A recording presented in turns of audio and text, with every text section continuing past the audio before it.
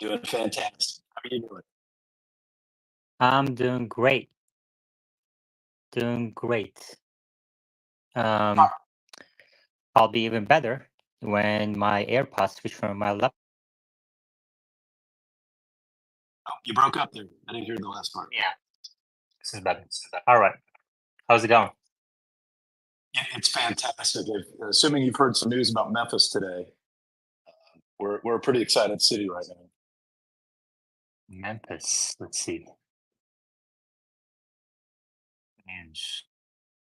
Elon Musk's SKI build world's largest supercomputer. Oh, there you go. All right. How about that? So you got the GPUs. He was in town this weekend, and we've been there's been a lot of rumors in Memphis, that's where I'm based, that something huge was about to be announced, and a lot of people were under NDAs; they couldn't discuss it. But quite a few people know that I'm a Tesla enthusiast, and some have kind of hinted that I would be interested in what's going on. And so our Tesla Owners Club has been, a little bit of a buzz, if you will, about his plane being here and trying to figure this out. So today is a great day for the city of Memphis. Just in case people haven't heard the news, XAI announced the largest private sector investment in Memphis. It's the largest investment in the history of our city, and so it's great if you live in Memphis. So Omar, when are you moving to Memphis? Yeah, I might have to visit. I think it was probably Wes Hicks' voice that sold them. They were probably listening to the space and said, "Man, where's that guy from? He's just got such an amazing voice. We should build our data center there." Thanks, man.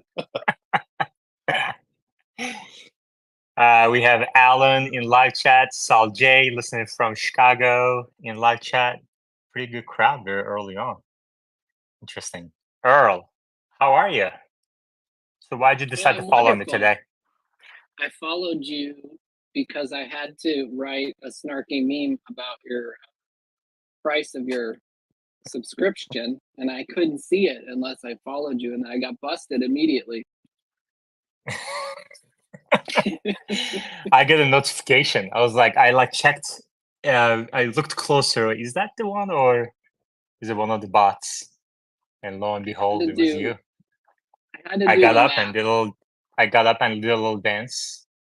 Yeah. Fist pumps in the air. I would just like to put out there that they did not build a data center in Alaska, and maybe it was because of my voice. So, Wes Hicks, what's the timeline on that data center? It looks like it's going to open this year, according to reports that are online.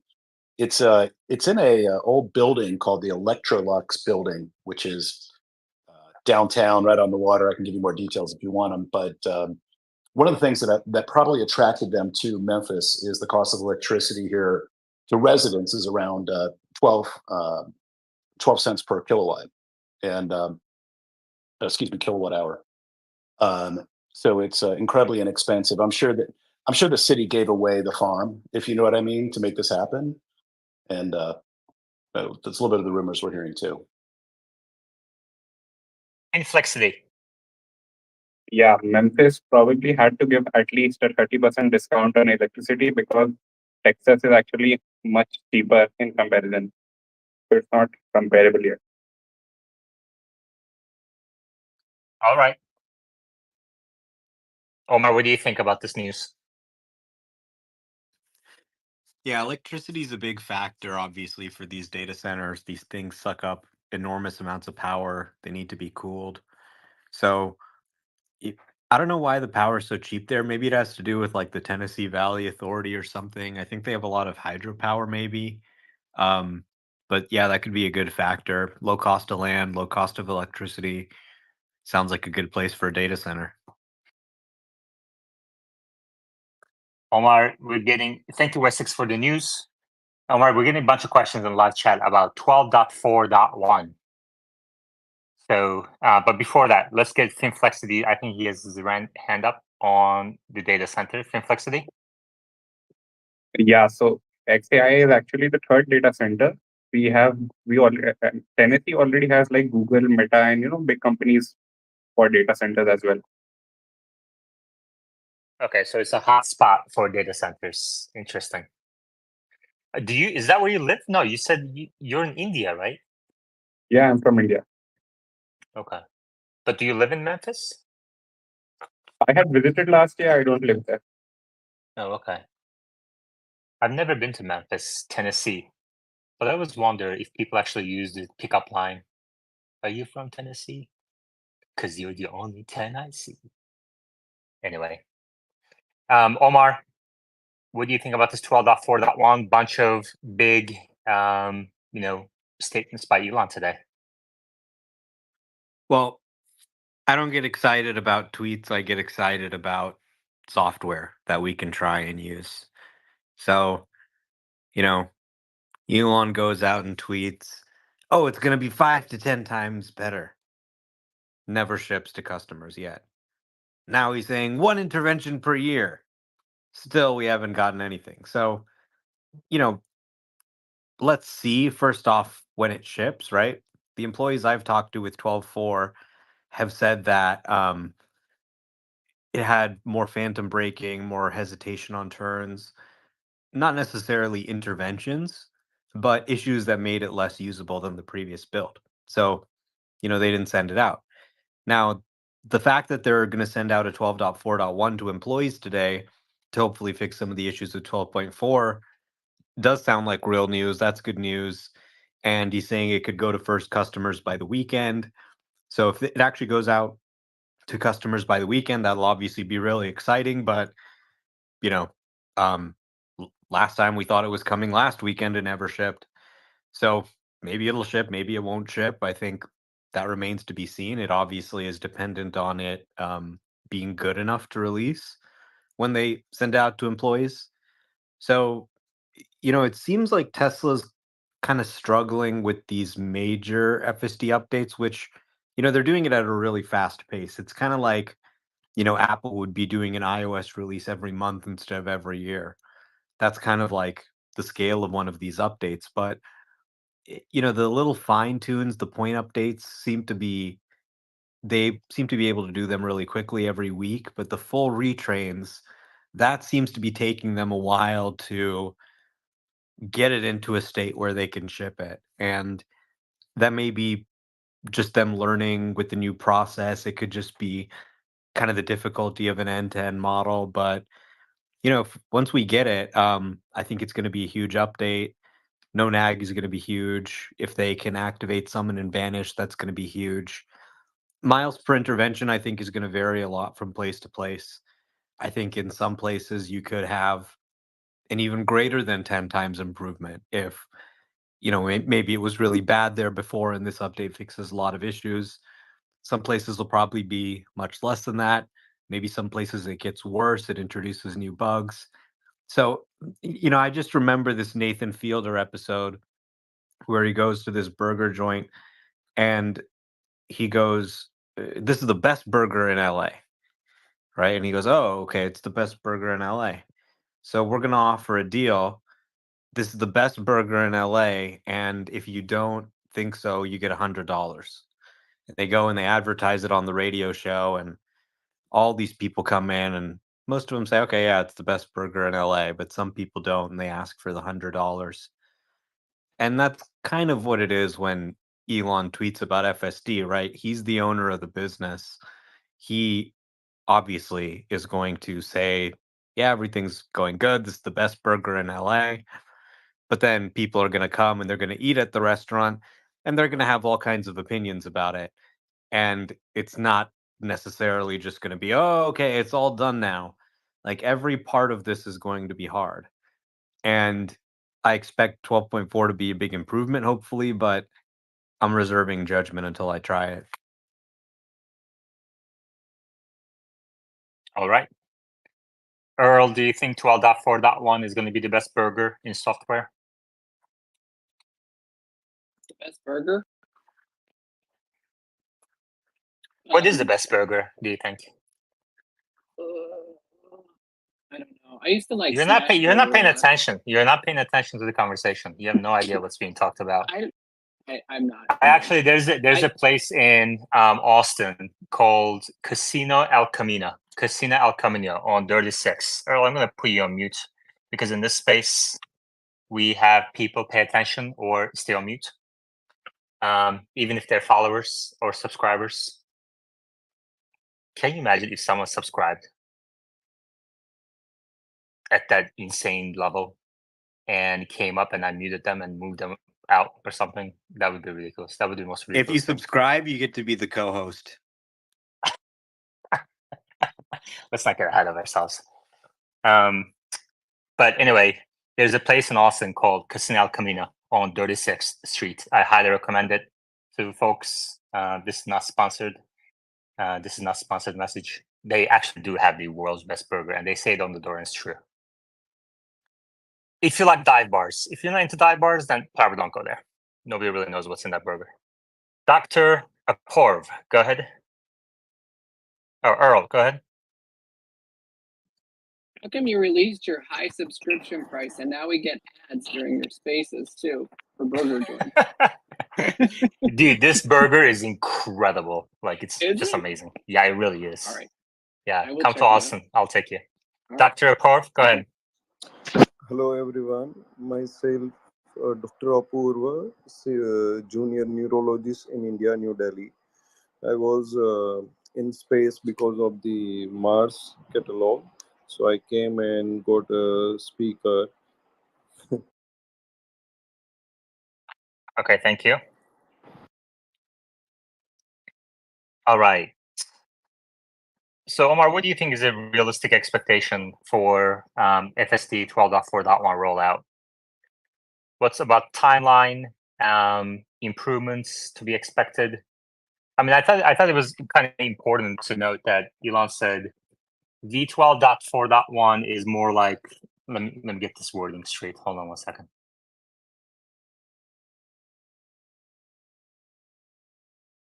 V12.4.1 releases today to Tesla employees. If that goes well, then it will be released to a limited number of external customers this weekend.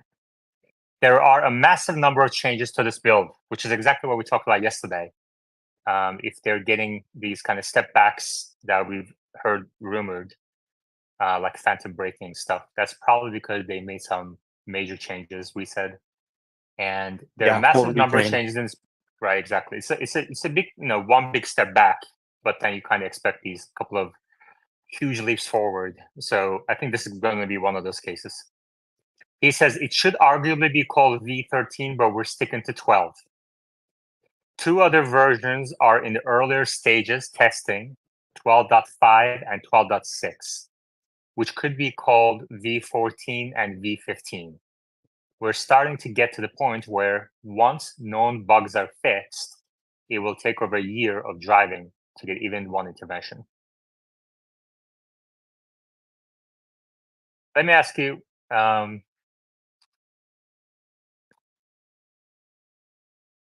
let's say I'm just going to be kind of a huge forecast, forward-looking statement, etc. But when do you think we're going to get to over a year of driving to get even one intervention? Maybe around the end of the year, if all goes according to plan. Assuming 12.6 ships or whatever. But I think really the important thing to realize is you're kind of past the point of no return at that point. So an average Tesla driver drives about 14,000 miles. So let's say he's talking 10 to 14,000 miles, somewhere in there, for miles per intervention. Waymo's test fleet is only at 18,000 miles. So they're really within a stone's throw of leapfrogging Waymo at that point. And your average user who doesn't drive that much, let's say you drive like 12,000 miles a year, you might never, assuming this is true, that it was actually, one intervention a year, you might never experience an intervention again if the rate of improvement kept improving. Like if within 1 year, it goes from being, once every year to once every 5 years, and then once every 5 years to once every 10 years, then for all intents and purposes, it just works on every drive. But it's also a little concerning because, if you have one intervention a year, how are you going to be paying attention to be able to intervene if every day it works, but one day out of the year there's an issue? I mean, it's going to be really hard to, you know, avoid users becoming complacent. So you really then need to get to the point where any intervention is just really unacceptable at that point, right? Because the likelihood of an intervention causing a crash is greater when the software works so often that users become complacent. So as you get into this territory, you are getting away from where you can really rely on users. I mean, the users can be there, they can take over if they need to, but you're just getting past the territory where the human is really able to, pay attention in a realistic way, just given how good the software is. Thank you.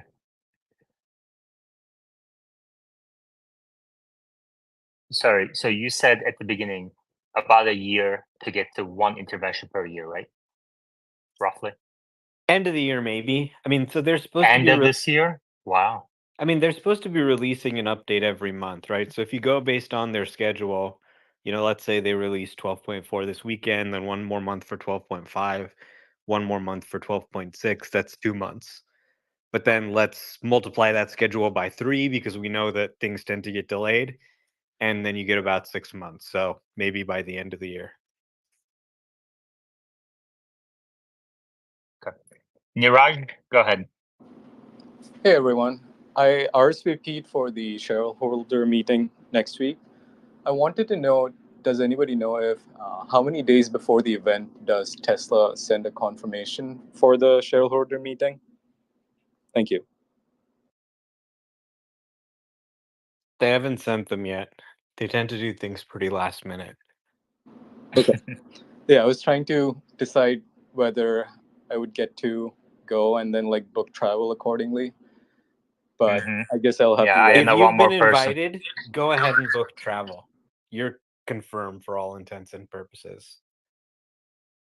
Yeah, there you go. People keep reminding me about Nvidia passing Apple market cap today. Proven once again that photographs on boobs works.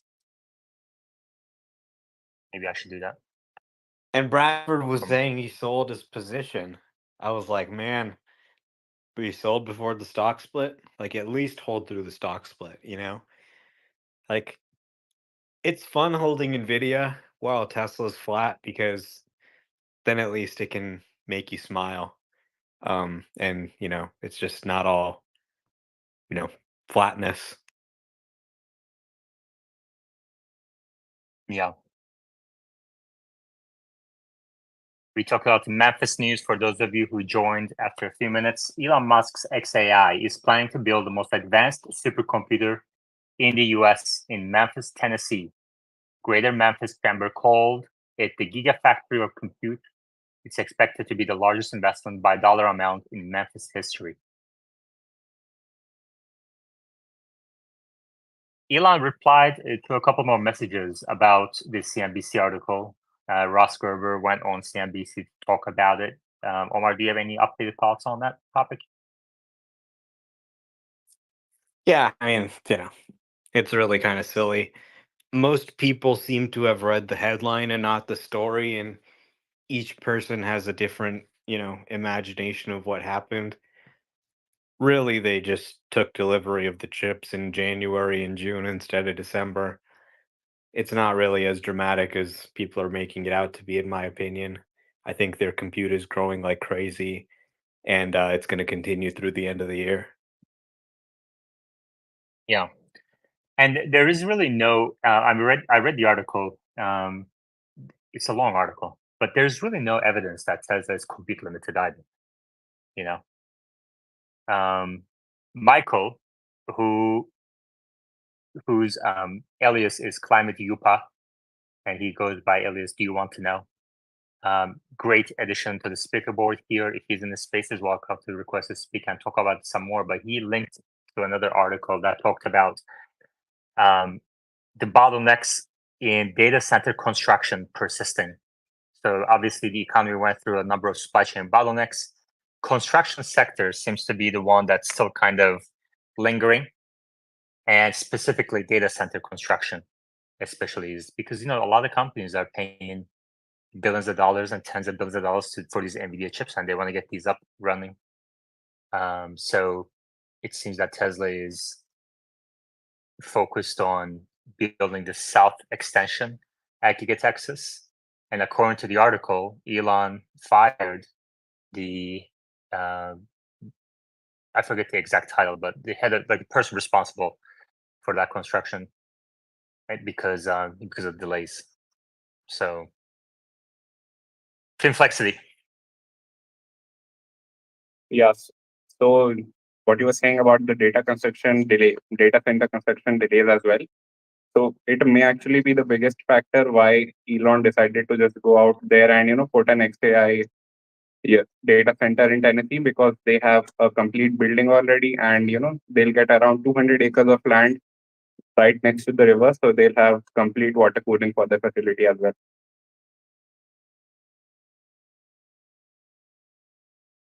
Okay, great. Yeah, at the Omar? same time, I think there's something kind of cool about doing it right in Giga Texas. Like, they're making the battery cells out of raw materials at Giga Texas. They're making them into packs. They're making them into vehicles. And then they've got the AI training data center to train the models that drive the cars, all under one roof in their headquarters. It's pretty crazy. So I think it'll be worth the construction time to have everything just there in one building. Like, it saves you rent at the end of the day, right? You got one building that's just doing everything.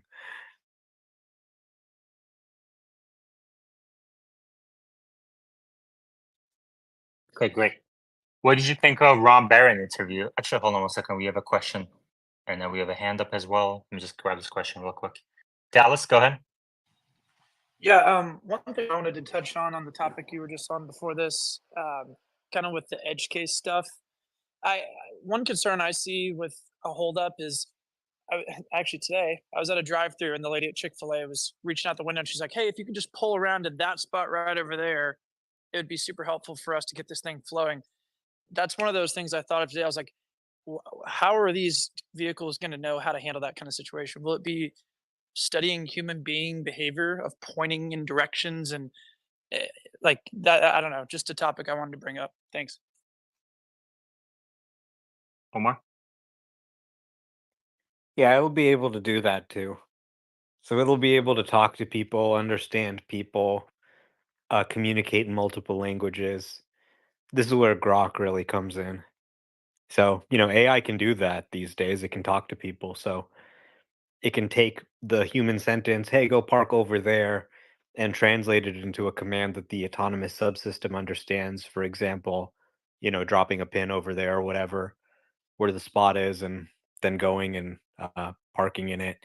If you check out the Grok 1.5 vision paper, it's really interesting because they actually show some driving examples, and they just show how you can ask this model questions and give it an image, and it can actually answer questions about that image with remarkable accuracy.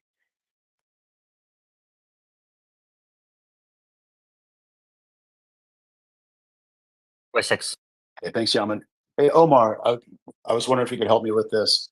The types of jobs that would be in an AI data center, wouldn't they be primarily infrastructure and hardware related? Meaning, I couldn't imagine AI developers, really being needed to be on site. Could you give some perspective on that?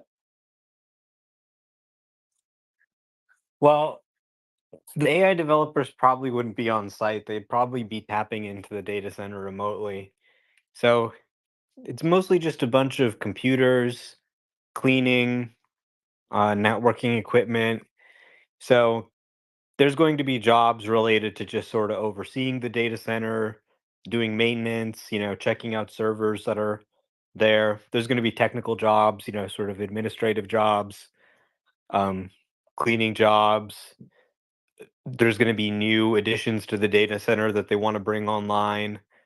procurement, all that sort of stuff. So I think I saw an estimate in the Memphis Business Journal that said it could be maybe a few hundred employees.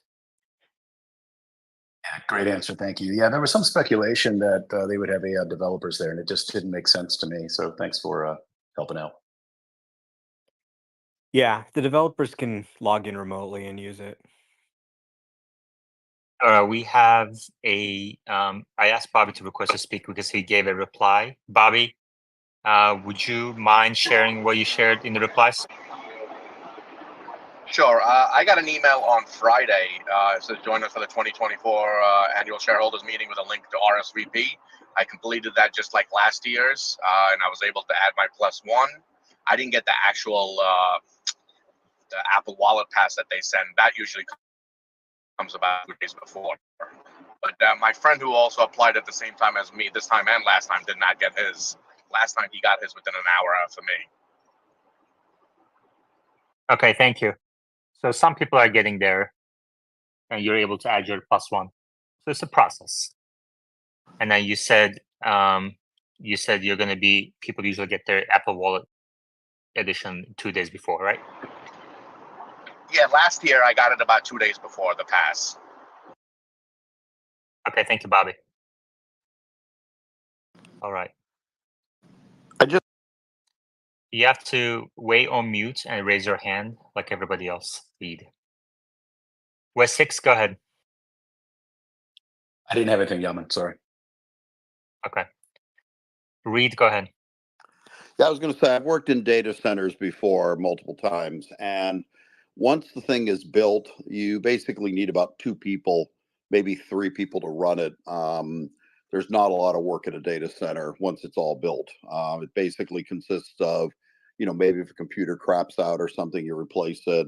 But other than that, there's really no cleaning because it's, well ventilated and clean room.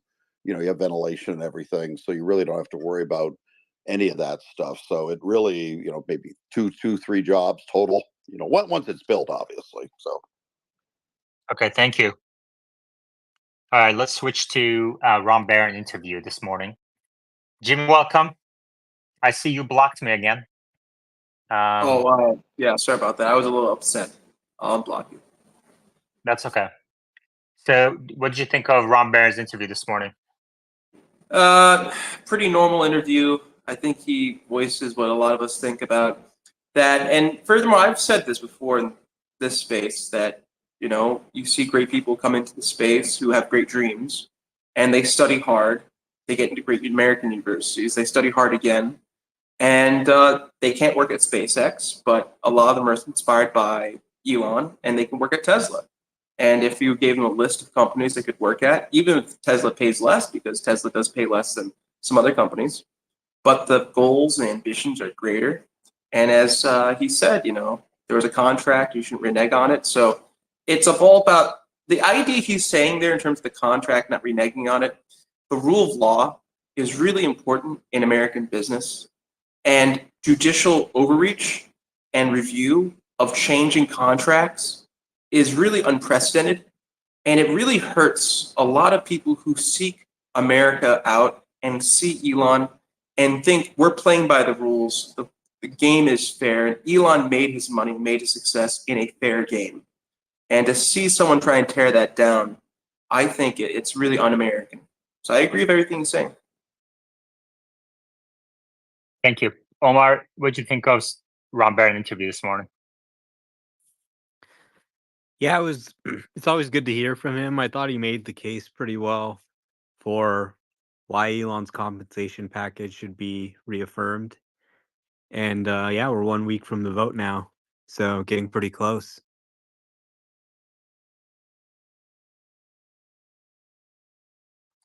Ron Barron said, if I had a chance to buy more stock in Tesla right now, I would.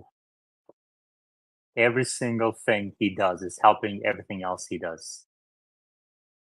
I mean, he was ready for this interview. He had his notes and everything. He was on point. He basically ran the show for 7 minutes on CNBC today.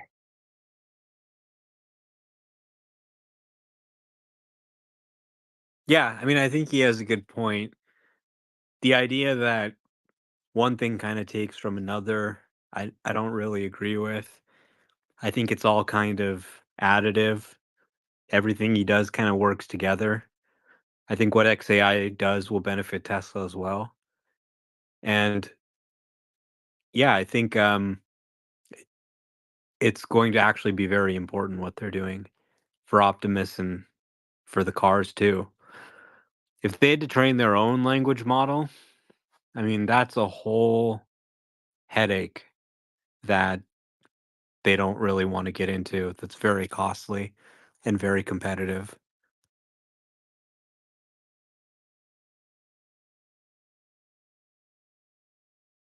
All right.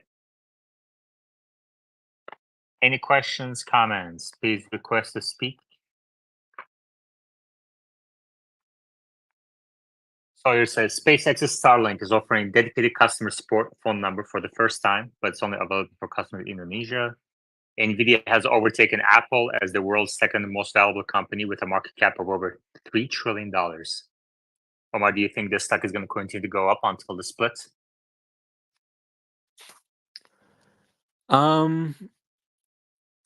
You know, the intelligent investor isn't going to tell you how to value Nvidia right now. This is a phenomenon that is greater than the financial statements they're putting out. Jensen Wong is signing people's boobs, okay? So who knows what's going to happen? It could get nutty, but eventually it'll settle down and the company will revert to being valued based on their long-term earnings. And I can tell you for sure that people are going to get overexcited. Now, whether that's, overexcited when the company's 10 times the size or 5 times the size or 2 times the size or 1 times the size, I don't know. But when you get into these situations, it, people always get a little bit overexcited. Um, but it's hard to call when exactly that top is. So it's an interesting story. I'm very happy to be an NVIDIA shareholder. It's returned many times the initial capital I put in. And that helps me hold more Tesla, I think. And I think it's very undervalued, honestly. Like, if what Elon is saying is even remotely true, even if you discount what he's saying by, 4 times and say, okay, one intervention every 3 months or something with 12.6, and they can do this with pure vision, they're actually leapfrogging Waymo with just vision, then the company is going to add, I think, trillions of dollars of market cap as well. Nobody's making AI that's so good you can trust your life to it except Tesla. They are really taking the reliability of this system to a level that you're just not seeing with the language models. I mean, you ask ChatGPT and it just, even the best language models, they come up with all kinds of nonsense. So I think this idea of like ratcheting up the reliability to the next level, making them insanely accurate, what they're doing with XAI, trying to make it really, helpful in scientific thinking, new discoveries. That's really the mission, not just sort of parroting what's on the internet. I think it's an interesting new frontier. Like, that's really where the problem is with AI. Like, somebody said, hey, with LLMs today, hey, we invented a idiot that's wrong constantly. Tech CEOs, great. Let's build it into every product.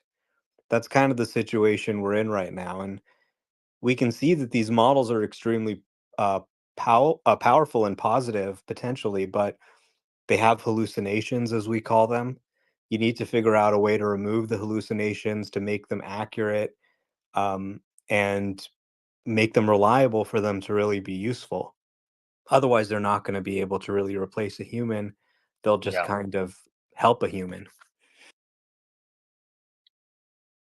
Finflexity.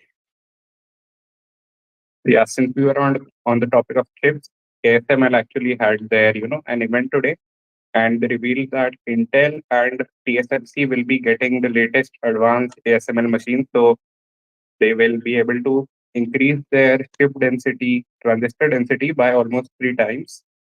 So by the Intel time and that who? we have things like, what? I didn't understand. Intel and who you said? TSMC. TSMC. Okay. Yeah, so they'll both get these machines by the end of the year, and they will be able to increase their transistor density by 3x. So essentially, a 3x improvement in the architecture itself, and each $1 million. Okay. Thank you. Reed?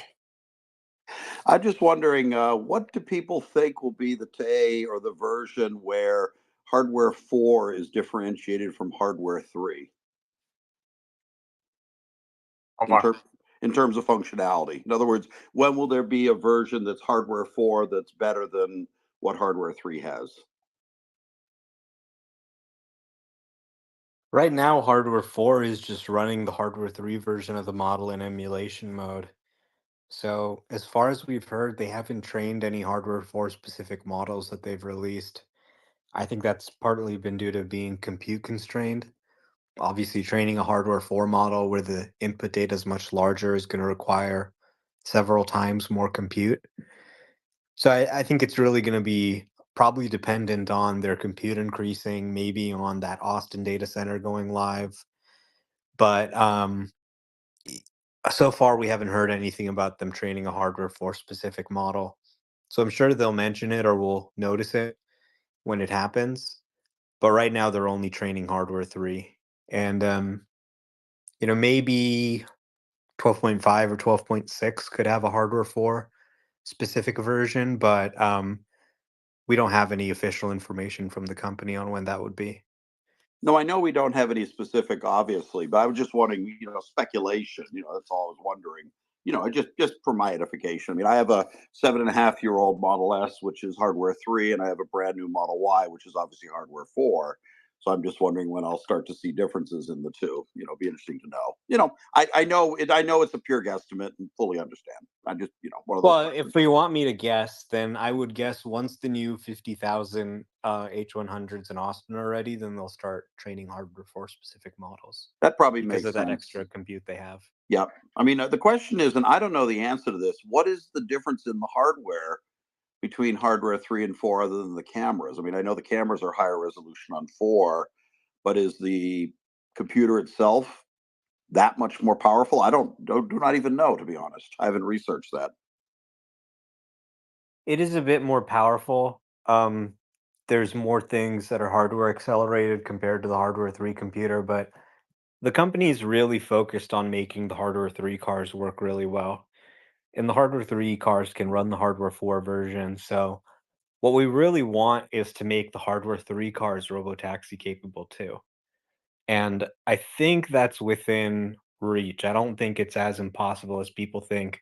Maybe it isn't possible, we'll see, but I think they're really just focusing on making sure they can get those hardware 3 cars to a level where you don't have any interventions in a year. That would be wonderful. It'd be kind of impressive if my 7.5-year-old car drives itself with no interventions in Massachusetts. Justin. Hi, everyone. I've seen this question a couple times now, and people asking why they're creating version 12.5 if 12.6 is going to be so much better. I have some guesses working in traditional software for a while, but anyone that has experience building these kind of models, I would love to hear an answer.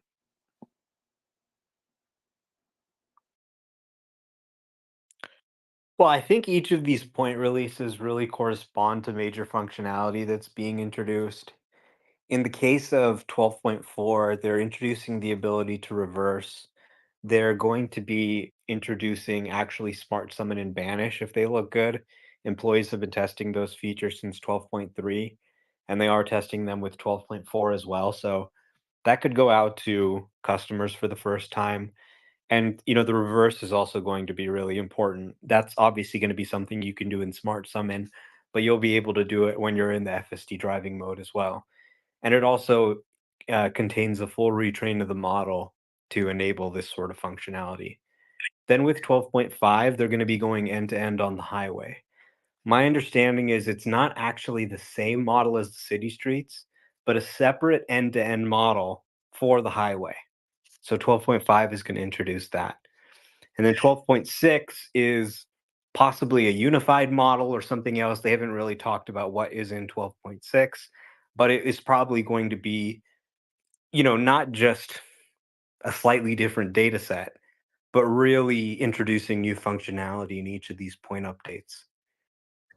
Do you think compute scale has anything to do with it? My thought would be that the model is scaling so rapidly that they wouldn't be able to have these larger models exist on their existing compute resources.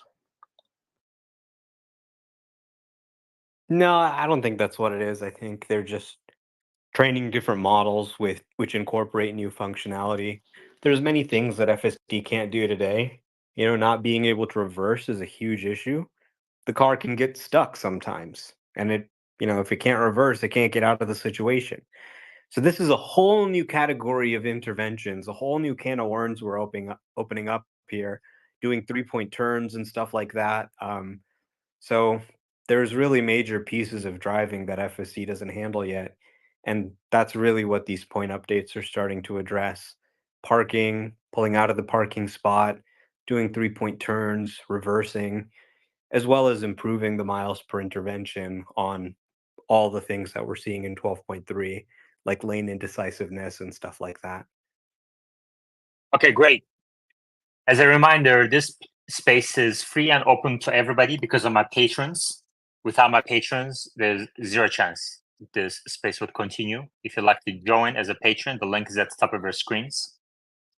If you can't do that, which I understand, not everybody can contribute financially, I get that.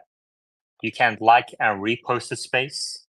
You can share this space with your followers, family, friends, colleagues, spread the word that way. Or you can contribute your expertise to the space. You can request to speak and share your expertise with us. You can reply with insightful questions. You can respond to questions asked by others in the replies. If you're on YouTube, you can like the video. You can engage with others in live chat. You can subscribe, become a member on the YouTube channel as well. So there are numerous ways you can support this space. And thank you very much, everybody. All right. Finflexity. Yeah, no, I was just saying to the question that, someone else had asked about why they are doing 12.5 before 12.6. It's basically software development. You don't want to break too many things at once. You want to try something out. You want to build better on top of that and not just, break everything at one particular update. Thank you. Stefan. Yeah, I had a question. I was on Full Self Driving the other day, and I was thinking about the Apple, Vision Pro and how they do have dual cameras that get 3D vision. And I was wondering why Tesla never did two cameras, front and back, where you get a 2D, perspective. Any thoughts about that? Well, hardware 3 cars have 3 forward-facing cameras, and hardware 4 cars have 2 forward-facing cameras. So they do, but you can actually do depth estimation with just 1 camera now. So you don't even really need 2 cameras to do it, but they do have multiple forward-facing cameras. One's a wide angle and one's a more narrow angle. So yeah, they have more than enough cameras, I think. The only real direction that a car goes very fast is forward. So you kind of need to have forward really covered, and the other directions you rarely move very fast. To estimate distance, though, that's why we have 2 eyes. And that's why you need the Vision Pro. I mean, you can do, for example, with the iPhone 15 Pro, right? You can do, what do you call it, 3D video, but it's not as good as you could do it with the glasses because the cameras are further apart. And so I understand that they have like 2 cameras, but you have to have them separated, by some small amount to get that 3D perception, and 3D perception gives you depth. And I wonder if they can address that algorithmically, but the fact that the Vision Pro has 2 cameras tells me no. And so I'm wondering if it would be an advantage if you had 2 cameras that are separated by maybe 3 or 4 inches. Well, again, they have 2 or 3 cameras that are forward facing. So they already do have forward facing cameras that are separated from each other. But you don't actually need 2 cameras separated by a fixed distance to have depth perception. With today's AI models, you can do monocular depth perception. So every single one of those cameras is able to have a distance calculation for everything it sees in that camera. And the forward-facing cameras have an even more accurate distance prediction because they have multiple forward-facing cameras. But again, you're only really going forward very fast. So that's the only direction that really matters all that much. So I wouldn't think that just because the Vision Pro has it, they need to have it too. The reason that the Vision Pro has 2 cameras that are located like that is because they're trying to create a view that looks just like your real view when you put on the Vision Pro, right? So you put on the Vision Pro, you take it off, everything should sort of correspond one-to-one, right? Because it's really for human consumption. By contrast, the Tesla cameras are really being consumed by the computer. So it doesn't need to exactly match, what a human can see the same way the Vision Pro can. And obviously, like if you see this car running, it drives around and it doesn't hit anything. That's because it's able to do depth perception with the way that the cameras are set up around the car. Yeah, I'm sure that came up in some technical meeting at some time in Tesla. I would be curious what the vision engineering folks, what they, what reasoning they came up with their Okay, thank you. and that. I mean, there's a All lot right. of tech talks on how they do depth perception. And yes, they are able to do depth perception. Check out some videos on the Occupancy Network for more information. Thank you, Elon.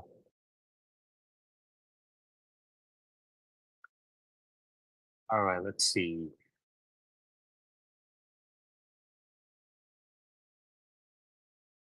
And people are leaving some really cool replies today. What's going on? Is it the hump day? Really nice words. I even got a picture of Hawaii. Let's see. Just a quick data check. Tesla is flat today. It's been flat for about a month. Earl? Yes, thank you. So does anyone know, once we get version 12.6, and if it's one intervention per year, if I get that right away, am I good for the rest of the year? Seems like that checks out.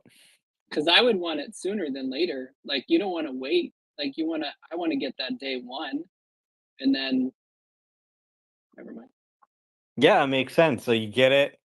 It immediately tries to crash into another car. Now you're good to get in the back Exactly. seat. You had your I'm in the intervention. back seat. Yep. Our data scientist is not in the space today for some reason. I was just going to say that reminds me of the joke. The guy goes to the doctor and he's going to have a very, very dangerous operation, but the doctor says, "You're going to be fine. You're going to be fine. This one's going to be fine." He says, "Why?" He says, "Well, 99 people out of 100 die from this operation, and my last 99 people have died, so you're going to be great."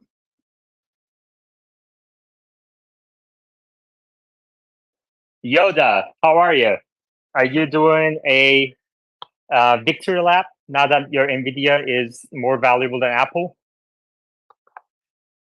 I don't think it's more valuable yet, but it's just hit 3 trillion in market cap. No, they passed Apple. They're now the second most valuable company in the public markets in the US. Yeah, there you go. Oh, wow. Okay, great. Yeah. I mean, just by the way, Apple buys a lot of stock throughout the quarter. So, The market cap number you're seeing for Apple today on Yahoo Finance, Google Finance, etc., uses March 31st shares outstanding, but their shares outstanding today is most likely way lower than what you see on March 31st. So, yeah. Yeah, maybe Elon should be signing boobs instead of pushing H100s That's what around. I'm saying. That's what I'm talking about. I'm still laughing about Rachel's reply to yesterday's space. He said, if Elon started signing boobs, the SEC would investigate. Malik Nayar, you may unmute yourself and go ahead. Yeah, hi. Had some issues connecting before. I was going to respond on the whole monocular slam question, but I had some technical issues. I have a different question for the space, I guess. Do you guys You believe... can respond. You can respond to it. Oh, yeah. I was just going to say, well, all you need is a single camera nowadays and your own ego estimation, like where the car is and the motion. And then with the changing frames, it's now known how depth estimation is done. But I guess the conversation has moved on.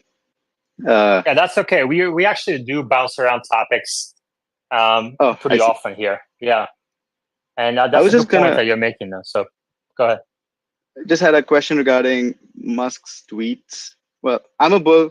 I am invested in Tesla. I don't own one, but I feel like at some point he should maybe pull back a little bit on his estimation of how good these new updates are. I feel like it ends up like diluting the effect of it once it does get released. I'm always excited to see how good the new systems are doing.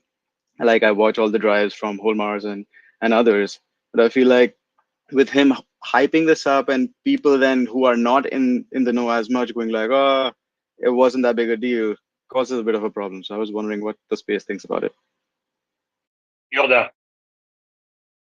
Yeah, Malik, I think unlike ChatGPT, where there's no very low barrier to no barrier to the public using it, Tesla's FSD technology does have a barrier because you either have to have a friend or you have to lease or own the car. I think the best thing for you to do as an investor is try to find a friend or perhaps lease a vehicle if you have that need and start testing the iterative versions. I think while Elon says when FSD goes unsupervised, it is the largest asset appreciation in history. I think it's also at the same time the largest information arbitrage in history for those who have FSD and can test that. So I encourage you to give that a try. Oh, I was just saying that maybe his hype should be pulled back a little bit. I'm not saying that the system is not doing. Let me ask you something. Yeah. Or actually, this is not really a question for you. It's kind of a comment that. Actually, I'll let Omar go first. Omar. Saying that you want Musk to not hype exciting advancements is like saying you want Lil Jon to stop saying, "What? Okay." He's just not going to do it. It's just kind of how the guy is. I mean, maybe, he, like, the people who are realistic about this, they don't even get involved, right? Because if you were there in 2014 and you said, well, it's going to take 10 years before this is actually good enough to, really be used by people. And even then it won't be autonomous. If you believed that, you wouldn't have even started. In some sense, you do need some naive optimism to even get involved at all. So what a lot of people criticize, you can criticize him. Oh, he gets too excited. It's not really that good. But then, what's the alternative? Can I go buy one from somebody who doesn't hype? There isn't really anything else on the market. So it's kind of two sides of the same coin. Things people criticize him for are the same reason he gets up and does it when others don't. Exactly. Yeah, you put things in words so well, Omar. It's that's why I kind of let you go first, because I agree completely. That's pretty much what I was going to say too. And there are different theories about why he does that. there's some negative theories, there's some positive theories, but one I haven't heard before that I think is possible is that I think in a way, like, yes, he is kind of rallying the troops. Maybe he's putting a fire on at the bottom of the engineers and everything. But I think in a way, he's also motivating himself too, kind of like repeating that mantra that this is going to happen, this is going to happen, this is going to happen. Kind of like Omar said, getting up and getting it done. And like, I wouldn't be surprised if that was one of those reasons. But Earl is laughing, and Earl is experienced in psychology.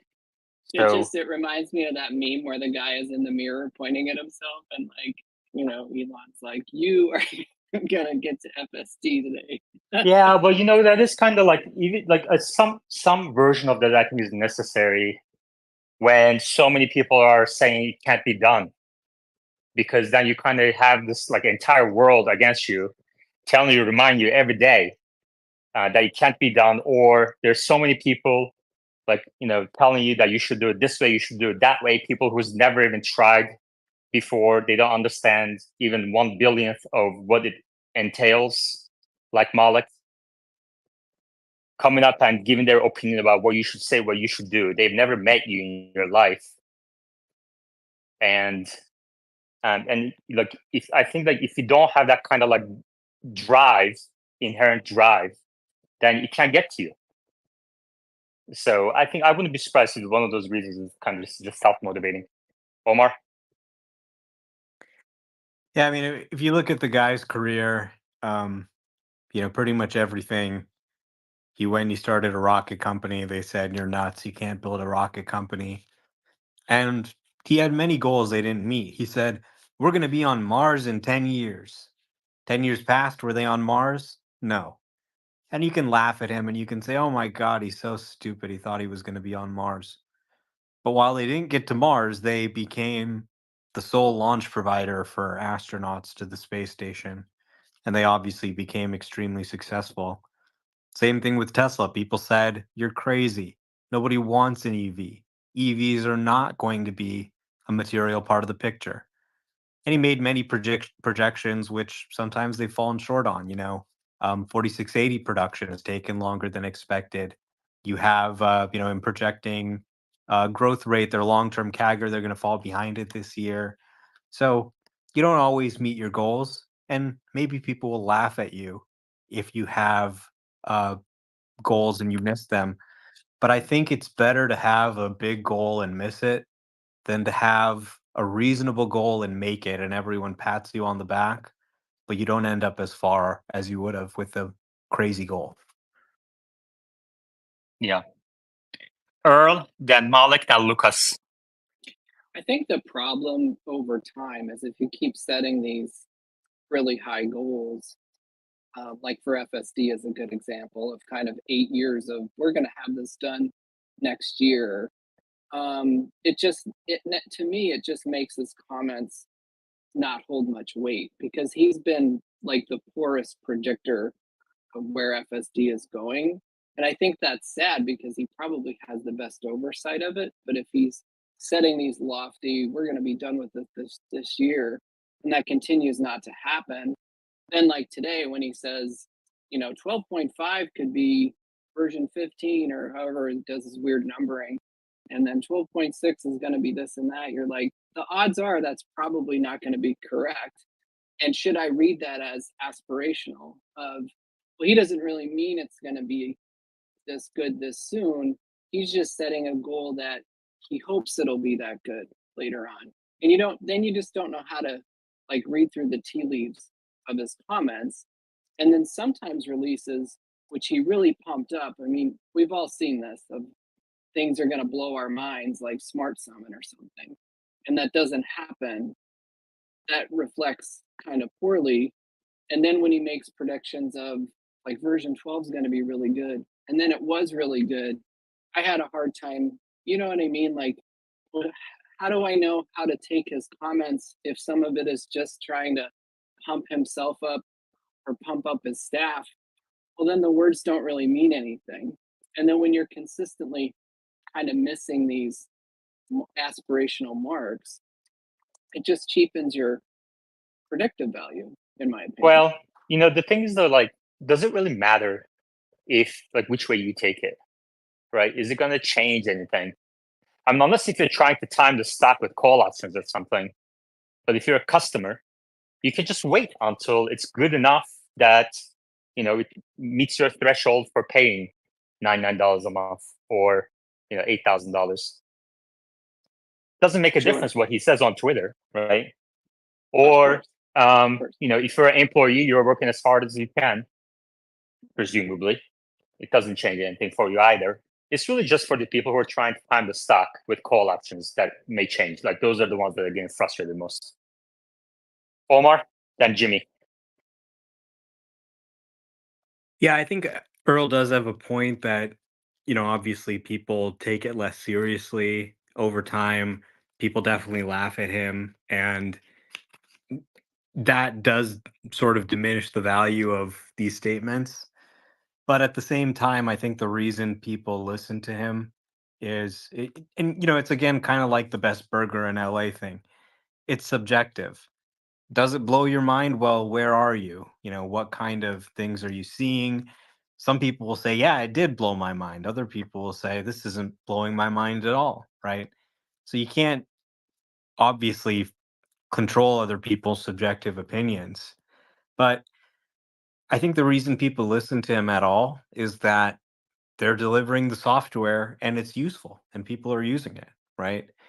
If he wasn't actually delivering software that was driving our cars in many cases over very complex drives with no intervention, then he would just be, tweeting to himself. He'd have 6 followers and nobody would know who he is. It's really because he has a track record of actually delivering these products, because tons of people in this room actually use this software to drive around every day, which is kind of a first in history, people using the software.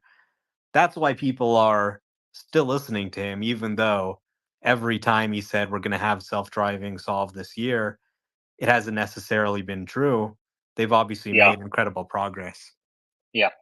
Okay, so we have a bunch of hands, a bunch of requests to speak. If I don't get to those requests to speak, just please leave your reply. Leave your comments, questions in a reply to the space, and I'm constantly monitoring the replies. If I see a good comment, I'll invite you up. And we're not necessarily going by order of hand, although it is one input.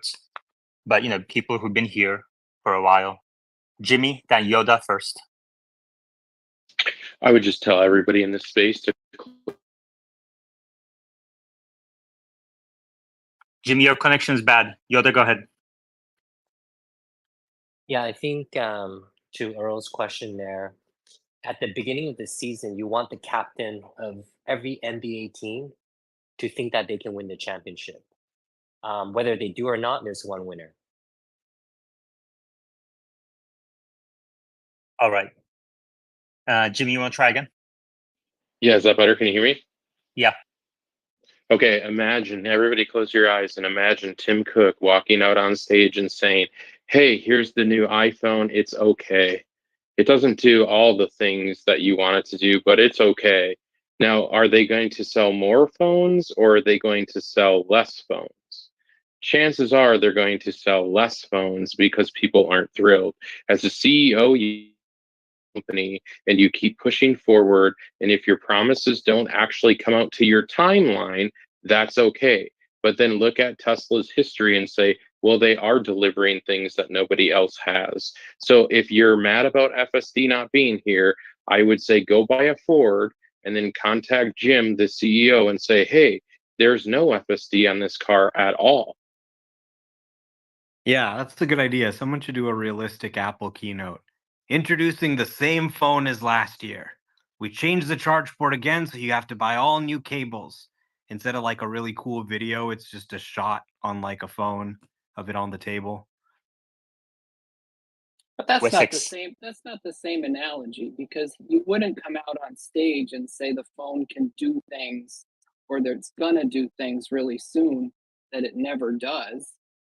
That's not a correct example, because if you're saying it's going to be a self-driving robotaxi you can make money off of, and that's not delivered, then you're not selling the actual product. So if you come out and have a phone and say it's just okay, like, yes, that would be an example, but you wouldn't oversell it that it can, clean your laundry or something, and then it can't actually do that yet. You're just motivating people. Like the analogy. I mean, they falls sell apart. phones with features that aren't ready to ship all the time during the keynote, and then it doesn't ship until 3 months But later. They we continue to get can't. updates over time, over the years, iOS 17, iOS 18. You I you kind of see can't it you as the can't same. look at you can't look at that and compare it to what we're talking about with Elon's robo-taxi by the end of the year thing. Like, I just don't think, I think that feels disingenuous to me. Well, I mean, they ship features all the time. They sometimes have features like different camera features that aren't activated until months later. Sometimes they've had things like air power that they announced and then never shipped. So, like, you can kind of, if you want to say, well, Elon's not a great CEO, you can kind of frame it in this very negative way. But the way Yeah, I kind actually, of, the way, sorry, I have to interrupt for just a second because there's a really good reply. Kramer Duck says Apple sold Siri for years, and that's true. Siri, when it first came out, the demo was like, "How is the weather?" This is like more than a decade ago, and still to this day, that is the most common question I ask Siri: "How is the weather today?" yeah, I mean, it's kind of a similar thing. Like, obviously, he's saying, And I want it to. they even said back then, they said something like, Siri is going to get so good that it's going to anticipate your question and you won't even have to ask it. That's what they said. Omar? Yeah, again, like, from my perspective, if it was just, okay, your car is going to be self-driving and it never happened, then yeah, I would be pretty upset about that. But ever since they started talking about this, they've been shipping features along the way consistently. Every month there's been some new feature, some improvement. Obviously, it hasn't been self-driving yet, but it's now at the point where the car does almost all the driving for me. So it's pretty much, like, and I'm a software developer, so that's kind of my warped perspective on it. But same thing with Siri improving over time, iOS improving over time. You kind of get a product and you know that it could probably do more with future software updates, but you're buying it for what it can do today. Great. Uzi. I got my notes. I'm all revved up. So I think what we're seeing here is like an interpretation question when it comes to Elon's word. So when he's creating a novel tech, it's parallel to interpreting like God's word or like an omen. Not to say Elon's the Pope or a God, but there's this question where we don't know the answer. Experts can try, but they don't know themselves. So you have to either look at Elon's word for itself, take it as it is, or discount it a little bit with some looking at the track record, and then from there the track record speaks for itself. So over the years he's been off by a little bit of time, but he's also making miracles. So what do you want from the man? He's genuinely creating a self-driving car. That's insane. Wessex. Okay, thanks, Yamin. Hey, Omar, I've got some other exciting news today. I received my Cybertruck VIN. I just have a quick question for you. It's asking for me to show proof of insurance, but I don't have a delivery date or anything. I just got the VIN today. Do I need to go ahead and pay for insurance or just kind of wait, or how does that work? Go ahead and just upload a picture of your existing insurance card. In most states, it should cover your new car for, I think, 30 days or something like that. So that should be sufficient proof of insurance for them. Did you do the same thing? Malik. Yeah, I just wanted to make sure that I wasn't misunderstood for the reasoning for my posing the question. I believe in Elon, and that's why I follow his work and his companies, and I'm invested in him. It's just I was just saying, just to avoid the negativity and the to give people ammunition against him. Maybe he could tone down a little bit, but I do get the point of like him marketing is the only way a lot of people would know about it, and so that's probably a net positive, regardless of how much anger or hate he gets out of it. So yeah, I get it. It's And not trust me, really a net positive or a net negative necessarily. It's just kind of who he is. So, you may be right. Maybe it would be part of. Omar, your connection's bad. Inflexity. Yeah, and I think that he actually doesn't consider that he's talking to consumers. I think he's more about, like you psych yourself out before the big game, they say. So like he's doing it for him and his team so that he sets ambitious targets that they want to meet. And basically it's what every founder does. They set ambitious targets. CEOs set normal targets, You have skin in the game and you want to set high ambition. Thank you. We actually have quite a few replies. I mean, when Earl said Apple comparison is not fair, people just keep coming with examples. Jimmy says, my Tim Cook example is exactly what Apple did with the Apple Watch. Loaded with tech, never got approval for half the sensors on it, the original devices. Yeah, so we have Apple Watch, we have Siri. Lucas. Hello, everyone. My question is regarding Elon tweet. In one tweet, he mentioned that next version of full self-driving will be like almost perfect. And in another tweet, he mentioned that Tesla will have 50,000 GPUs power. And my question is, I see here some contrast. Why does he need additional compute power? Is Hold on, it so so? the first, because you're not reading the tweet right. He said it's going to be almost perfect. He didn't say that. If you don't read the tweet right, then you're going to reach conclusions like that. I Which don't tweet know did he if say it's going to be near perfect? I mean, he mentioned that like you need. Yeah, just find the exact tweet and read it out loud, and then we'll talk about it. Read, go ahead. Yeah, the one comment I want to make about the promises and everything is that we have extremely long-time customers who did not pay for MCU2 upgrades, and they still don't have V12. It's just a little bit sad that your customers who bought on the promise that you were going to get it way back when, and they still don't even have the latest software. And it's just I mean, I didn't even get it in my MCU2 Model S for about a month after other V12 came out, and it just seems that they're not prioritizing longtime customers, and they're just worried What about. year is your Tesla Model S? I have a 2016. It was a hardware 2. Yeah, so the thing is, like, I actually differ. I know a lot of people disagree with me on this, but I think Tesla is actually caring too much about making sure these older cars have the latest software. Like 2016 is 8 years old. Right, but I paid just for get the newer FS Model X. when I bought my car in 2016. I bought it with the promise that it would drive me anywhere I wanted to go with zero intervention. That was what it said on the website, and it said by the end of 2017. Okay. Yeah, and we didn't even get a usable Have you used autopilot. FSD? I use it now. Yes, I finally got Yeah. it later. Okay. I got it So about a year and a you're half. getting quite a bit of value. So over the last 8 years, have you gotten value out of your purchase? Not as much as everybody else has, because I did not get FSD in my car until at least a year after others did with the same safety score, because my cameras were not compatible, but they didn't tell us that. Well, maybe they didn't know. Listen, No, just I go mean, ahead, sue the company and see if you win. No, I'm not suing. I just wish there were more. I honestly, I'd rather you sue the company than waste my time here. All right. No, I Pennington. mean, I think he's probably right. Like, they probably should just upgrade people to MCU2 and help them get on if they bought FSD in 2016. The cars support it, so why not? I mean, it's a small enough number of cars that I think they should do it.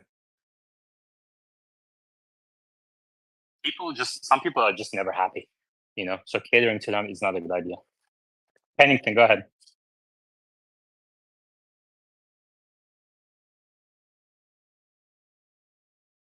Pennington, we can't hear you. Can you guys hear him? Okay. I'm going to move you down, bring you back up.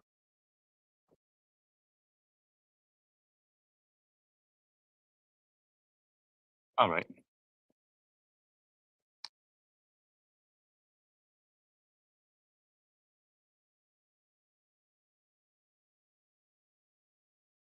Pennington, go ahead.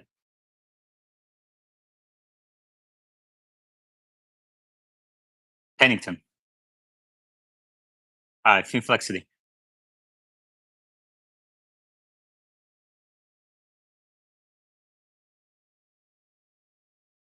People scared.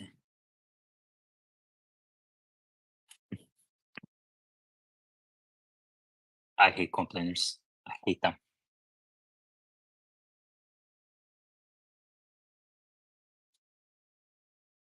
Inflexity. Yeah, I was just suggesting that we should make a long thread of Apple failures throughout all the years. Combine all these tweets into one and save them forever. Yeah. This guy has been driving the Model S, the Tesla Model S. Okay. Since 2016, 8 years. He's been able to, for the last several years, able to change lanes on its own. Navigate autopilot, saving on gas for 8 years because of Elon and Tesla. And he's not happy. How crazy is that? How fucking insane is that? Well, I mean, people will always find something to complain about. It's not It's really that insane. unusual. And, some complaints are valid. But yeah, there's always something to complain about, even if you've got a really great product. There's a lot of great long-term customers that have owned Tesla products and used them for 8 years longer than some other folks in this chat. So it's okay to listen to them too. Well, I don't want to. I don't want to listen to complainers. Owners. Complainers. They're great owners. I meet a lot of them in Austin. Very sportive. And just the people who, just a few bad apples in between, they're like, my issue is the most important issue on earth that Elon should attend right now. Is nuts. Well, I know I'm that used to guy. I don't think he's a bad person. I think he's generally pretty supportive. But, a lot of people who have those older cars obviously want to run FSD. Okay. All right, I'm done.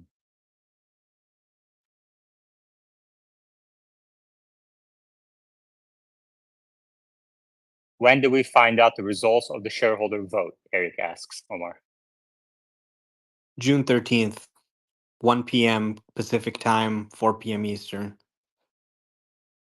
After hearing That's gonna from be a the nuns. dramatic moment. Yeah, that's gonna be insane. That's gonna be dramatic. Can you imagine when we're waiting for the results of Elon's compensation vote and PETA and the nuns are going off about their proposals? Yeah.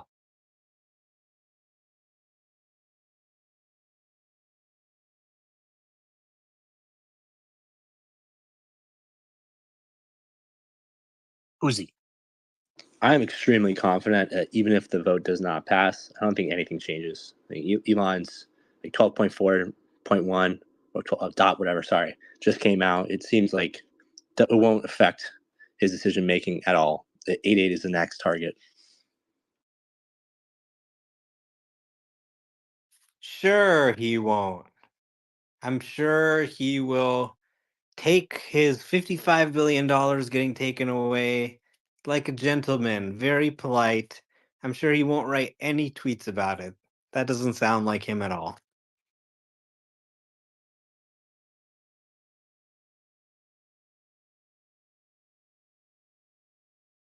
Who's he? He's valid to complain. I mean, if I worked 6 years, didn't get paid, and it's a public company and everyone's aware, that's a little insane. But on the other hand, if he does, he will continue to work though, paid or not paid, because he's already in that situation. Yeah. Bobby. Hey, like share lending, like Robinhood has, where when you lend shares, somebody else has the votes over your stock. Is that an option that Tesla can ever request for people that are fans or loyal customers that believe in the mission, that to give Elon his voting rights? to increase his number? Like, can people volunteer? Like, I have like 1,000 shares. Like, can I just give it my voting rights? Because I would assume I would always vote the same way he would anyway.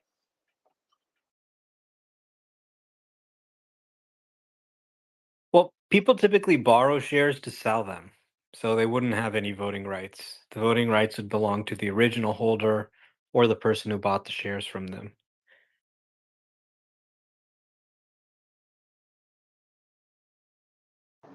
We Oh have no, quite a no. few people. We have quite a few people request and speak. But I don't recognize any of those accounts. So leave your reply. Leave a reply, your question, comment, and if I see anything good, I'll invite you up to the speaker board.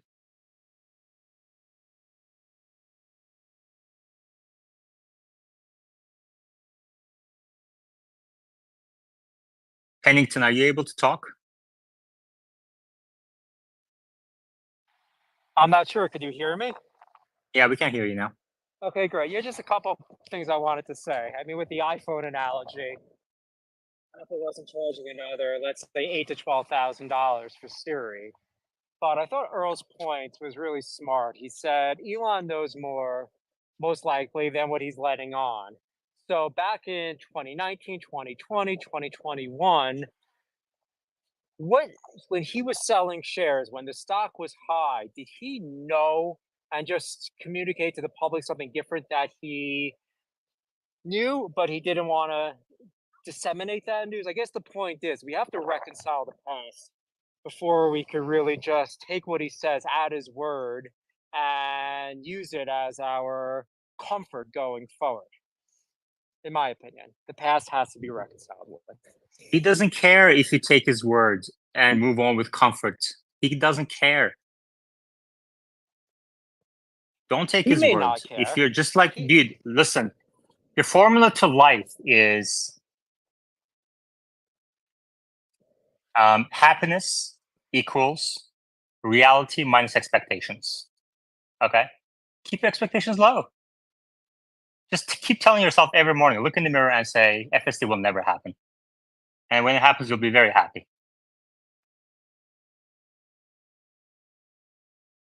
Do you think he like wakes up in the morning, he goes, I really want Pennington to care about my tweets today? Yeah, I mean, you know, we're really witnessing something that is going to be written about in history books. For the first time, we have driverless robotaxi services. For the first time, millions of cars are running software that can do a drive for you. And when they write the history book, that's what they're going to write. And there's two kinds of people right now. The people looking at the technology and going, wow, they're building out tons of training compute. They're gathering tons of data. The releases keep getting better and better. Imagine where this is going and what the impact of the world will be. And another group of people who are saying, but he didn't like that, that tweet. He said it would come next week. It took 3 weeks. So, and he said last year that it would be this year and the year before. And it doesn't really matter. Yes, he said it would be self-driving. It was hard. It took longer. Go laugh at him if you want. But I think Iman's really right. It doesn't matter whether you believe him or not. What matters is what actually happens. Exactly.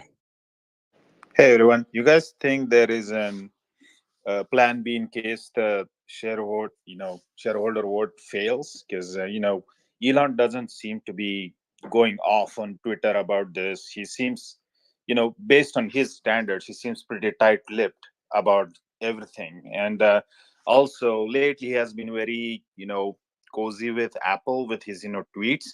So, is there anything like, are these two things tied together? What do you guys think? Because there have been rumors about how Apple have been wanting to invest in Tesla for a while, and they recently gave up their ambitions. All right, Omar. Anything?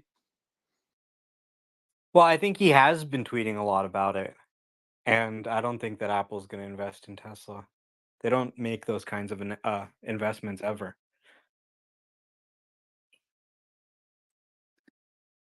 Azure Capital, go ahead. Keep it quick. Yep. Thanks, guys. Just a comment and a question. So the comment is really, I was disappointed with kind of Elon attacking the CalPERS people. I'm a big bull in Tesla on Tesla. I believe in Elon's vision, and I think we're going to win the vote. But I just think those comments aren't helpful. But just a general comment. And then as for my question, it's to you and Omar. What do you guys think on robo-taxi rollout timing? Obviously, we see the tech getting better and better, but just curious how big in scope and size you guys Okay, see thank them. you. Thanks. Omar, what do you think? Well, yeah, maybe it wasn't helpful. I don't know, but CalPERS has been making some pretty terrible investments, in my opinion. They invested in Nikola. They invested in Neo. I think they invested in Lordstown. So somebody needs to have a talk with them. It's a branch of the state of California, but maybe it isn't helpful. You're right. I don't know. Um, but and then what was the second question again? It was about when's RoboTaxi coming. Yeah, Nobody Robotaxi knows. timeline. Nobody Yeah. knows. Just assume it's never coming, and just enjoy the Yeah, software exactly. updates that come to your car. Exactly. Machine.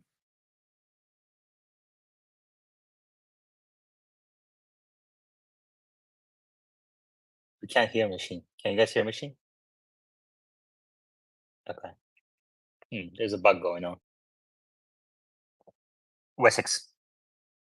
I thought it was incredibly embarrassing for the CEO of CalPERS to come out and not even know how they previously voted. Exactly. Yeah, you have to wonder what kind of real discussion took place to analyze their decision when they don't even know what they did a few years ago. It was ridiculous. Exactly right. Exactly right. Explains the decisions to buy Nikola. Wait, did we buy Nikola or not? I forgot. Machine. Has anything useful happened in this space the last few days?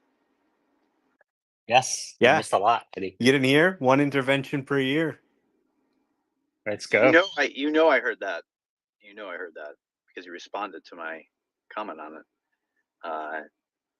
By the way, Omar, of course, trying to equate Tesla with Waymo. It's not entirely correct because Waymo operates their model very conservatively. They could make it more aggressive and have less interventions, but they're being very cautious because they engineered a system to have remote operators. So they actually have a seemingly lower intervention rate, higher intervention rate than what it would be if they were like a Tesla-like system. So I don't think the 17,000 miles is apples to apples for when Tesla gets there. I think Tesla has to be higher or to be equivalent. I mean, my point with Waymo is just this. I now use a driverless taxi service in San Francisco and Los Angeles instead of a drivered one like Uber whenever I can.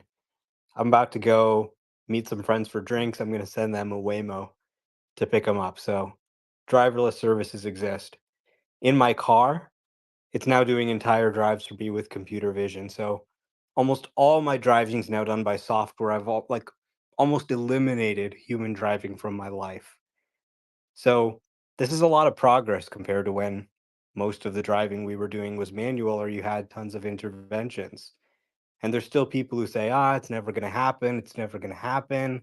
But you're seeing all this progress across the industry and you see the progress actually accelerating. And then you ask these people who are pessimists, you say, okay, well, when is the progress going to stop? When's the rate of progress going to slow? And nobody can tell me. So it seems pretty clear that we're getting to a place where just like deep learning beat the best Go players in the world, the best chess players in the world, the best StarCraft players in the world, it's now beating the best drivers in the world, or starting to. Waymo and Swiss Re did the study and said 80% of injury-causing accidents were eliminated. That's what we're talking about here. Machine. Just to yeah, I think Machine, Musk's go ahead. comments are interesting because we're trying to interpret exactly what it means what is one getting? What does getting close to mean when he Starting says to get. starting to get close to? I mean, there's so many caveats here. Oh, once we fix the bugs, we're starting to get close to one intervention per year. I mean, give me a break. Can you just put a number on it? Like, this guy is obviously trying to pump the stock, right? Everyone and their grandmother and your mom's mom, who's in my passenger seat here, knows he's trying to pump the stock, okay? And that doesn't mean, he's not giving some tidbits of truth. So I'm trying to digest it. The 12.5, the 12.6. My ultimately 12.6. So I try to estimate, all right, even if it is once per year disengagement or close to, allegedly, I truly believe, the rate of improvement of critical disengagements, they obviously should go down, but I don't think they're going down 100x by 2 versions from now, because he himself already tweeted before about these rate of improvements and basically indicated, the rate of improvement would be 5 to 10x for 12.4 to 12.5, and then another improvement after that. Not 100x total, less than 100x, right? And he's giving all these caveats. So I think, I do think the system could get to, let's say, critical disengagement. Why don't you fix your connection first before you start talking about complicated topics? Maybe like at FSD? best. And that's your connection sucks. Your connection sucks. As good as your mom. Tesla fan. Hey guys, just want to give you a big shout out. Been listening to you guys for a year. Thanks to Tesla, Yoda, and Yaman, I had a huge position in Nvidia, made a shit ton of money. So thanks, guys. Listen to you guys in the background between procedures. So thanks, Yaman. I'm gonna become a Patreon follower. Appreciate all you do. Thank you. What? Did you just thank Yaman for Nvidia? Are you joking? I thank Tesla Yoda for his 1225 target, which is what it hit today. That's much better. But Yaman made it possible with the spaces. There you go. Wow. Unbelievable. Do you have an Nvidia position now, Machine? Well, actually, today I entered my first short of Nvidia. There you go. Wow. You're welcome. You're welcome. I think it's not going to be a long-term play. I'm just thinking, you're getting all this hype going into the stock split. Good luck. You're shorting into the stock split? Well, I may add to it in the next few days. Did you read Bloomberg this week? Shorts are an endangered species because they do shit like this. Short Nvidia into the stock split. Listen. All right, just 1 second. 1 second, everybody. 1 second. We have Habib on the board. I think Habib wants his share of thank yous from Tesla fan. Habib, go ahead. Tesla fan, you're welcome for being a high-level sponsor of this space, making this space possible. And if you come on this space and you're bragging about all your big gains, put your money where your mouth is and join the Patreon and join Earl. Thank you. Yeah, Habib has been a very strong supporter of the space for since the beginning, really. Thank you, Habib. Tesla fan? I will definitely be joining and sending a screenshot proof. Thank you. If you'd like to join Patreon and be as cool as Habib, you may do so at the link above. You may get close to it. You're never going to be as cool as Habib, but you can try through the link above. Noel.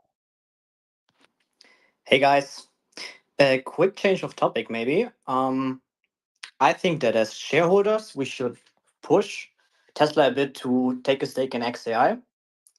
I think it would be in our interest. Obviously, right now is not the time because the vote is much more important. But in general, I think after the vote is over, maybe as a community, we could speak out of this again. And I think it makes sense for us in the long term and also for Elon. All right. Thank you. I'm going to focus on a few people now. That's all right with everybody.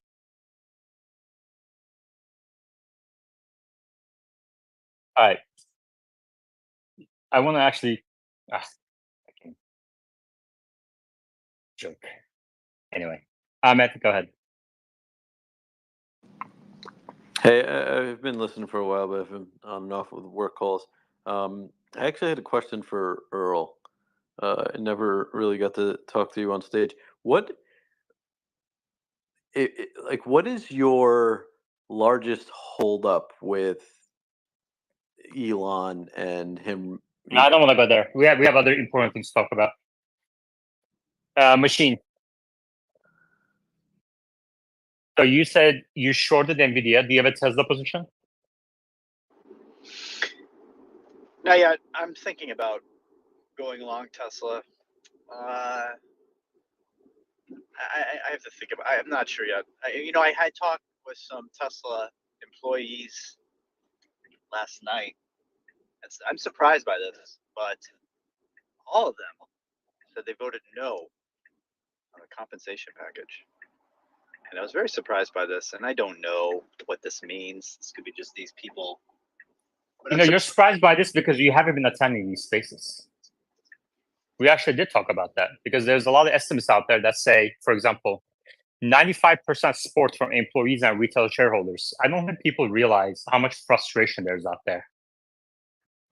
And and I mentioned a couple of days ago in this space that I interact with employees all the time in Austin. I mean, I run into them. There's a lot of them here, right? And I ask about them. I kind of like, get a feel for what they think about Tesla. I don't tell them who I am. Get a feel for Tesla, what they think about Elon projects, etc. And I, warn them ahead of time, like, don't give me material information. And they're very careful about that kind of thing anyway. And in the last 1 to 2 years, there's been a shift. Before that, 5, 6 years ago, everyone would mention the mission, how they loved working for Tesla and for Elon. Even when I first came to Austin about 3 years ago, that was still there. But in the last 1, 2 years, things have shifted for sure. So I'm not that surprised, especially this coming, and we talked here many times. This is coming in the heels of the layoffs. So obviously there's going to be some morale drop across the company. So you only have yourself to blame for being surprised. Listen, all the stuff you said, you still didn't say you've heard from many employees that they were going to vote no on the compensation plan. So you're speculating based on other evidence, which I also had that evidence too, about people being unhappy. But as we all know, it just seems like, people voting to screw themselves over. But there is like definite animosity to the CEO, where people are just basically like, good, have him go, have him leave. And so basically you're asking me if I'm going to enter a position on Tesla. Well, because it's not that surprising. It's not that surprising because when I talk to Rivian employees, they have no clue that the company is about to go bankrupt. No idea. They're talking about they're talking about their 401k plans and the benefits the company offers. They have no idea about their profit margins, their cash balance, the challenges that Rivian is facing. None of that.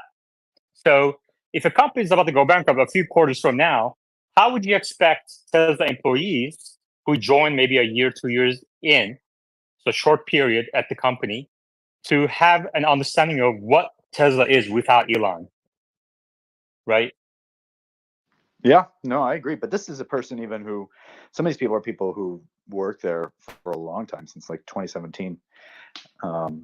Even the newer ones for sure. And I agree with you because obviously I've talked about Rivian even with people, and they're like, "Oh, what? Rivian's in trouble?" No, I like their cars. It's like all these people are, they're not thinking in depth like I am. They're thinking more like you, very superficial, fake. Well, I predicted this before you did, so I don't know who's thinking in depth. But we have a question for you from live chat. Farmer George asks, are you going to finally get verified now that X is allowing adult content to be monetized? I don't. I have no desire for anything. I'm not trying to make money, obviously. with my stupid picture of an eye, no description, no description of Tesla investor or deep analysis or Yaman's boyfriend or anything like this to try to sell myself to the public. No, I'm not trying to make money. Okay, don't follow me. I don't care. I'm not here to make. I'm here to make money on stocks. All right. So you don't have a position yet in Tesla, although you're thinking about it. Let me ask you this way. Yeah. If this another point people disagree, we only have 18 minutes left. Okay, so I gotta be concise here. If this vote passes, do you expect a jump in the stock price? I think Omar said something to the effect on X, and Ron Barron mentioned it kind of in passing today as well, that the stock is being depressed when he was talking about the lawyer fee request. What do you think? Well, I there's got to be some bump if it passes, for sure. There's some depression, but how much, it's hard to say. But when I hear these things about, oh, the stock's being artificially depressed, like if they're insinuating a lot, I find that absurd, because the stock's pretty highly valued for how much money they make and how much money they're going to make the next few years. So that's where, these things kind of conflict. Omar? So you must have pretty low earnings expectations for FSD. Right. That's what that means. Correct. If you do the math. Which is amazing, because he also bet me that 99% of drives are going to have no critical disengagements by August. And yet, so those two obviously don't. So you're lying one of those. I'm not lying. We did the math on FSD subscriptions at $100 per month, and how many cars get it, and how much money you're going to make. This is not adding $1 to your EPS in a year. It's less than that. So no, they're not going to make that much money, even if it's a really good system, and everyone's paying $100 per month for it. They're still going to be making a little bit more money, and we can map it out. But the market sentiment, if they do that, could obviously change to being a growth stock again, and so the stock price could go up significantly. I'm not arguing that may not happen. Yeah. Well, I'm going to read a couple of reviews that you just got in the replies. I used to like Machine. When did he turn? Did Machine's mom recently meet Jess anyone? And the space was better without Machine. And then I'll read one of the replies I got. Whoever is asking the question, the massive dick, holy shit, you sound like a douche. Anyway. Well, I mean, that's fine. I don't know, these people think I'm a bear or a bull. I'm just trying to analyze things like they are, which most people in the space are just totally not capable of doing. Brains aren't wired that way. Default to truth. I just finished this book by Malcolm Gladwell about how people basically assume the truth. And that's much like people in this space. And that's why you're very vulnerable to people like Musk, who give out partial truths. And then you just believe he's right all the time, because why would he lie? Most people don't lie. He's not intending to lie. So anyways, I try to cut through the BS. And I'm trying to focus more on investing in a lot of different stocks. So I'm doing a lot more financial analysis. So it's probably why I've been on here less. I'm trying to do better signal noise. You're not doing don't lie. You're not doing any financial analysis. You're looking at PE ratios and EPS. You don't even know how many shares outstanding Tesla has. You don't know the market cap. You thought Nvidia market cap was $800 billion when it was closer to $950 billion, and you were making predictions. It's going to get to $1 trillion. Dude, it's literally like one day's move for Nvidia. So you're proving. I'm looking at time and time financial again. sheets, You do no financial analysis whatsoever. You think Rivian is going to be able to raise another $1 billion? It still hasn't, by the way. You still think that? Yeah, I do. I think they probably will. I get your point. I just think we're just gonna have to see. Why haven't they still then? Do you agree with the following thing? Every passing day that they haven't raised, it's less likely that you're going to be right on that bet.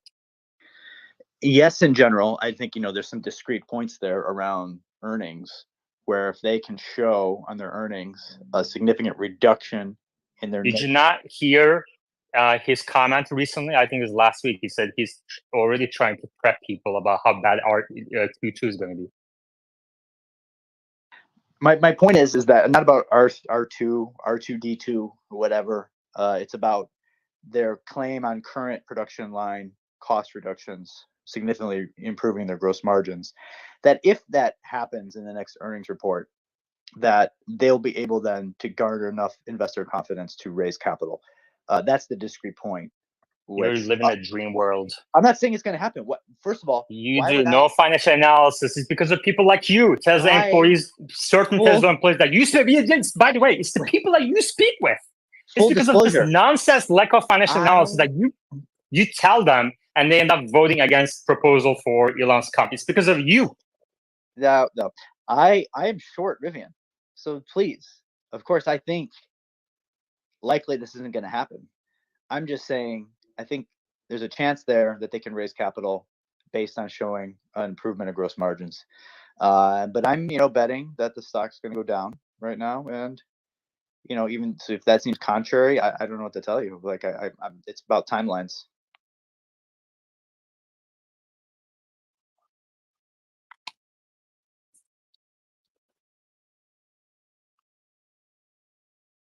Crazy.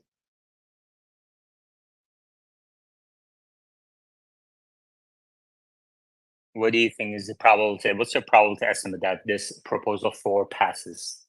We have June 13, just a few days left here. I still think it's got to be like 80% or something high. I haven't done any modeling. People making all sorts of assumptions. That's why I like this is exactly what I mentioned about my write-up when I did a write-up on, you're playing with fire here. Look at Rivian, perfect control case. They did everything some Tesla bulls say Elon should do, and they're still going bankrupt. If you think Steve Jobs, Apple survived Steve Jobs' death, that because of that Tesla can survive without Elon, you're mistaken because of the differences in the industry. Automotive industry is very capital intensive. Have you read that one? No. You should. I'm going to pin it up here. Why don't you read it out loud for us? Here you go. Is this the one? I'm not reading. No, I'm not reading anything in which you say without Elon Musk, Tesla's going bankrupt. Okay, this is nonsense. Well, you have not done any financial analysis, and I don't need to. I'm not invested in the stock. You're making statements like, yeah, but then you can't make statements like that. It's nonsense. It's not nonsense. Why is it nonsense to think that we have hundreds of examples of EV companies in the last decade alone around the world that failed? They tried. They had billions of dollars. They raised some of them in China, in US, in Europe, and they all failed. Okay. More than 1,000 companies, other companies in the US failed in history. There's a Wikipedia list. 1,000 companies. It's a very difficult industry to survive. Okay. To even survive, let alone be successful. Why is it impossible to think that if the only guy that succeeded leaves, that company can also fail? So when you make statements like, it's nonsense, it's going to happen, even though all the evidence says there's a good chance that it might happen, and I think that it will happen, you repeat this nonsensical conclusions, unbaked conclusions based on nothing to your friends who work at Tesla, and then they vote against proposal 4. And then you come back here and say, oh my gosh, they're voting against proposal because of nonsense like that you tell them. This is such, you're such a liar. Because of course I've never said any of this stuff to them.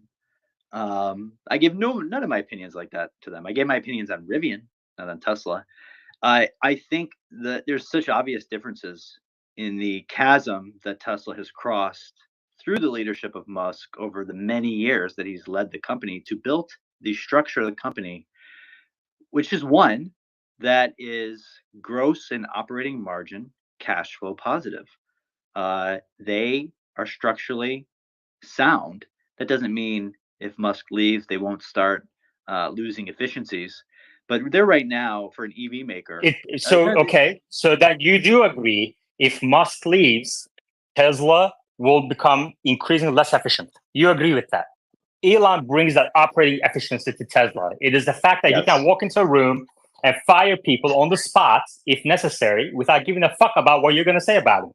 Yes, it will become a bit less Okay, efficient. But so now the fact, hold on, so we agree on that. No, I'm not going to fucking listen to your nonsense. The fact is, this company lost billions of dollars in Q1 free cash flow. In the last 12 months, it made only $1 billion in free cash flow. Okay, so you think that it's going to lose operating efficiency on top of that, and yet, so a money-losing company, and yet you can't imagine the company going bankrupt without Elon. There's, Go ahead.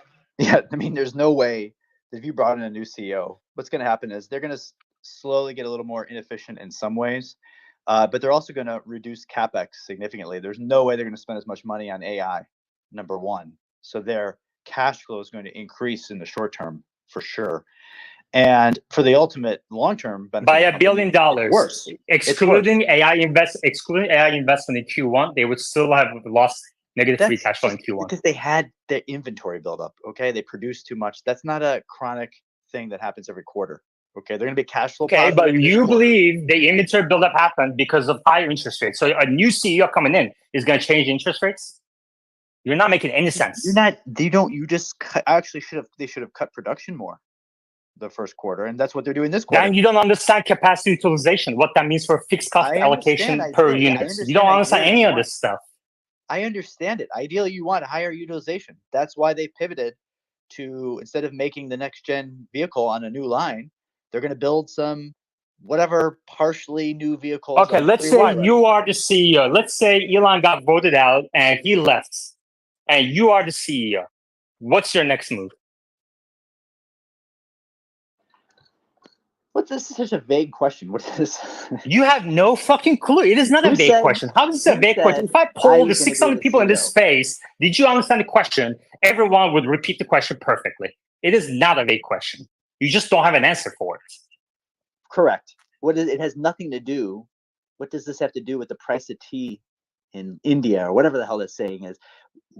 I'm talking about the fact that this company would end up being like Toyota or Ford or something, in terms of maybe they'd have poor, like okay gross margins and like meh operating leverage, but they would still be around making some money.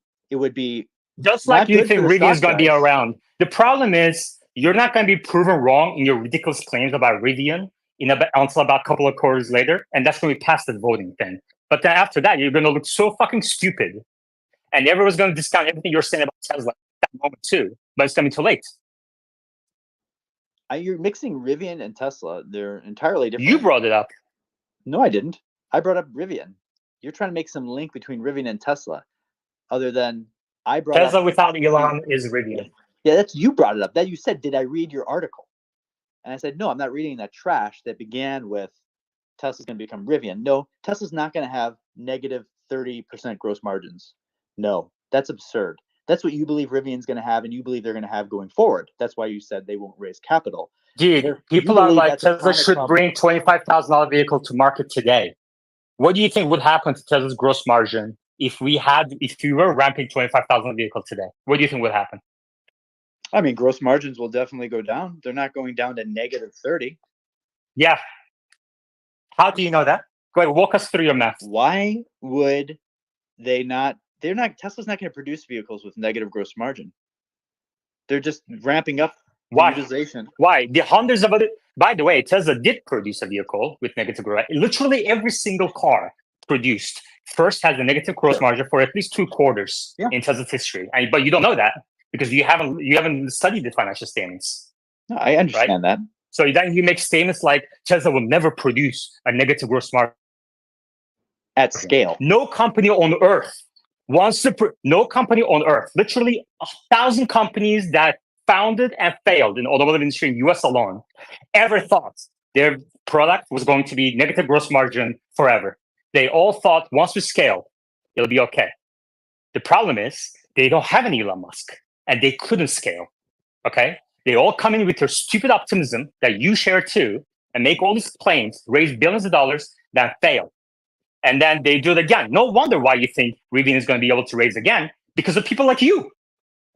I think you disrespect the work. Are that you, Musk listen, put I have in one question for you with before his I end the company. space. Are you RJ cringe? Are you actually RJ? I'm I starting to think believe now. you. It's funny because I'm short Rivian and you think I'm RJ.